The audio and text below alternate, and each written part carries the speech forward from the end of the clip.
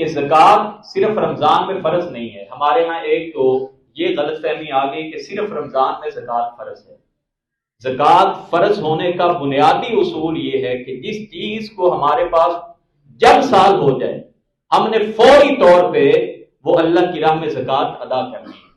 میں آپ سے پوچھتا ہوں، جس طرح ہم کاروبار کے حساب اور رجسٹر بناتے ہیں، کیا کبھی ہم نے زکوٰۃ کا بھی رجسٹر بنایا ہے؟ یا بس اندازے سے دے دی، فرضیہ تخمینہ لگایا اور چلو جی دے دو؟ تو یہ تو زکوٰۃ ہوتی کوئی نہیں. یہ کیسی زکوٰۃ ہے؟ زکوٰۃ کی ایک ایک پائی، ایک ایک روپے کا حساب کر کے ہم نے اللہ کی راہ میں نکالنا ہے.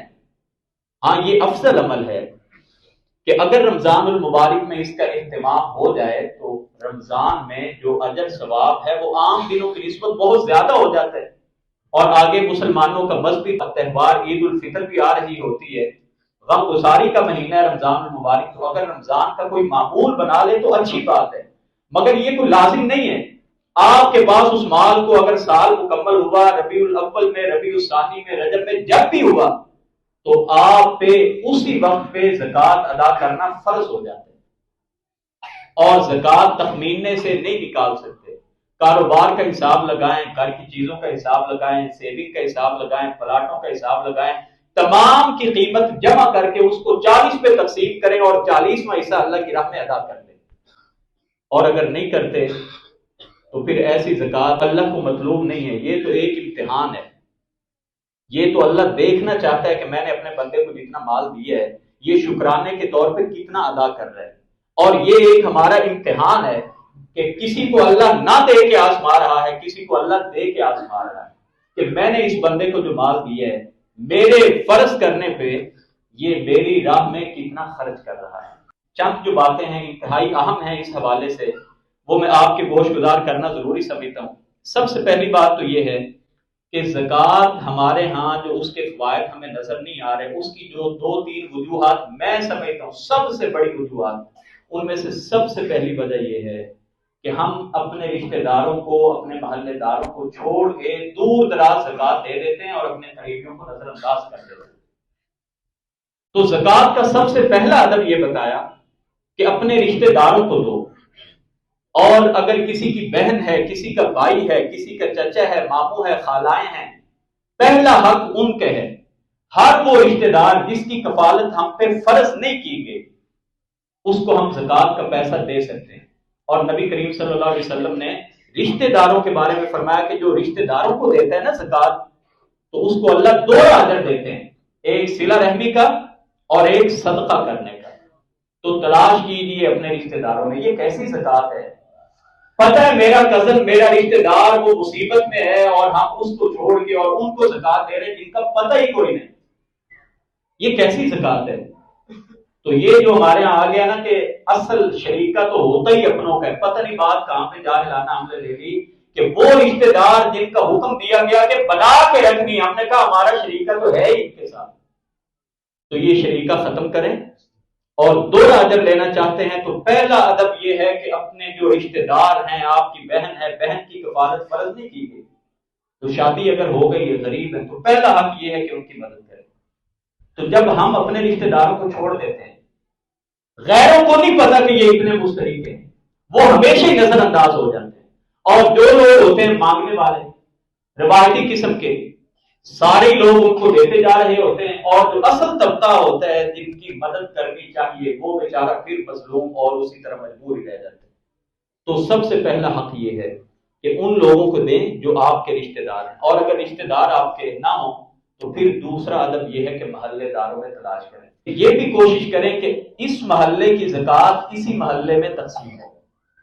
اللہ کے نبی صلی اللہ علیہ وسلم نے جب معاذ ابن جبل رضی اللہ تعالیٰ عنہ کو بھیجا تھا ایک علاقے میں زکوٰۃ لینے کے لیے، تو آپ نے ان کو حکم دیا تھا کہ ان کے امراء سے زکوٰۃ لے کے ان کے فقراء میں تقسیم کر دینا.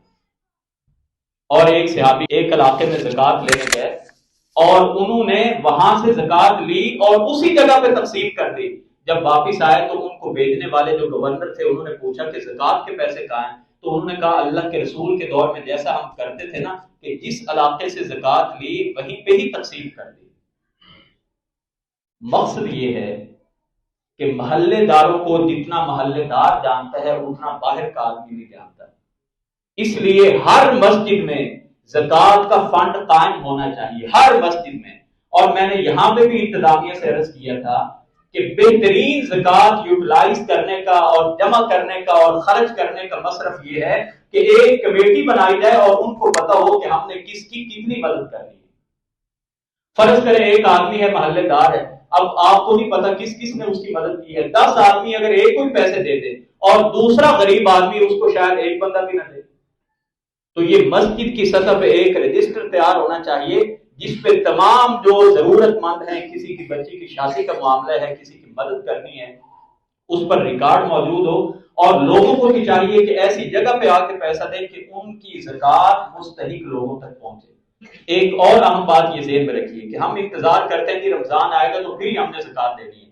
بندہ مرد ہے تو مرد ہے اور مصیبت میں کوئی ہسپتال میں ہے، دوائی نہیں مل رہی، کوئی بات نہیں، میں رمضان میں زکوٰۃ دوں گا.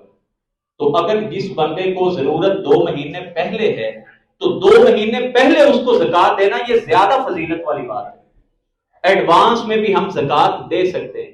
حضرت عباس نبی پاک صلی اللہ علیہ وسلم کے چچا تھے، انہوں نے آپ سے اجازت مانگی تھی تو آپ صلی اللہ علیہ وسلم نے ان کو اجازت دے دی تھی. تو آپ فرضیہ زکوٰۃ دے دیں. انسان کو پتہ تو ہوتا ہی ہے نا کہ 2-4 لاکھ 50 ہزار جتنی بھی زکوٰۃ ہے آپ فرض کر کے زکوٰۃ دے دیں، اور جب زکوٰۃ کا ٹائم آئے تو آپ ساری کیلکولیشن کر کے اگر آپ نے زیادہ دے دی تو اگلے سال کے لیے اس کو مائنس کر لیں، اور اگر آپ نے کم دی ہے تو آپ بقیہ پیسے اللہ کی راہ میں ادا کر دیں. آپ کوشش کریں اپنے ہاتھوں سے زکوٰۃ دیں. یہ جو بینک والے زکوٰۃ کاٹتے ہیں، آپ کی زکوٰۃ ہو جائے گی، مگر بینکوں کا جو نظام ہے پھر سرکار کے پاس پیسے جاتے ہیں، سرکاری جو ہماری تنظیمیں بنی ہوتی ہیں، یونین کونسل پہ سیاسی لیول پہ زکوٰۃ تقسیم ہوتی ہے. اس سے کہیں بہتر ہے کہ آپ اپنے محلے داری میں لوگ جمع ہو کے مل کے لوگوں کی مدد کریں اور زکوٰۃ کے پیسے اکٹھے کر لیں. زکوٰۃ کے پیسے بھی آپ دے سکتے ہیں، زکوٰۃ کے پیسوں کی چیزیں لے کے بھی آپ دے سکتے ہیں. جو آپ بہتر سمجھیں ہر فیملی کے حساب سے وہ آپ کام کر سکتے ہیں. آخری بات، 100 باتوں کی ایک بات، زکوٰۃ سے بچنے کے لیے بڑے بڑے مسئلے پوچھے جاتے ہیں کہ جناب وہ میرا جو پلاٹ پڑا ہوا ہے وہ تو میں نے بیٹے کے لیے لیے، کیونکہ جو ہم گھر کے لیے پلاٹ لیں اس پہ زکوٰۃ نہیں ہوتی. تو ایک گھر اپنا موجود ہے اور ایک پلاٹ خریدا ہے، پا کرم میں لیا ہے، میں بڑے منڈے نے نہیں لے لے، اے چھوٹے بیٹے نہیں لے لے. تو یہ جو ڈرامے بازی ہیں نا، ہیلے بہانے، یہ نہ کریں. اللہ نے بہت تھوڑا حصہ فرض کیا ہے، تو یہ ذہن میں رکھیے کہ اللہ چاہے تو یہ سارا مال بھی آپ سے چھین جائے، پلاٹ آپ کا بالکل نیچے گر جائے، مارکیٹ ویلیو نہ رہے، تو پھر آپ کیا کریں گے؟ تو جو اللہ کے مقرر کردہ فریضے ہیں یہ مسلمان کے اسلام کی بنیاد ہے. 5 بنیادوں میں سے ایک بھی بنیاد اگر ختم ہو جائے وہ مسلمان نہیں رہتا. اللہ سے دعا ہے کہ اللہ تعالی ہمیں صحیح معنوں میں ایک اچھا مسلمان بننے کی توفیق عطا کرے.